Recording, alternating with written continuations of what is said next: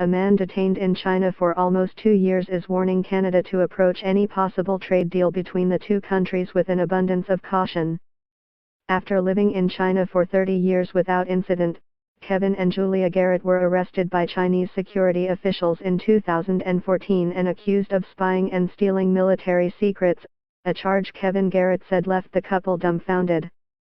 Julia was released in February 2015 and returned to Canada, while Kevin was not released until September 2016. Now living in Canada, the couple spoke about their experience Wednesday in an interview with CBC News Network's Power and Politics, as Prime Minister Justin Trudeau continues his tour of China to help lay the groundwork for a possible trade deal with Beijing. I would advise an abundance of caution, take our time in terms of free trade or whatever Canada wants to do with China, Kevin Garrett told guest host Catherine Cullen. I think China is an amazing place, we loved it, and still do, but you need to take time to know what you are getting into. Julia Garrett said building a trusting relationship with China requires not just Canada to trust China, but for China to trust Canada. After 3 decades living and working in the country, she said she thought she had that trust, but it all came crashing down one day in August 2014. I think it's a much more complex thing than should we trust China or not trust China? And I think that it just deserves some very deep consideration, she said.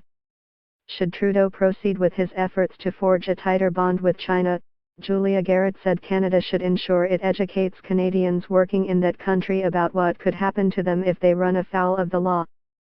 If you do cross a boundary in China, or China decides to arrest you for some reason, what actually does it look like?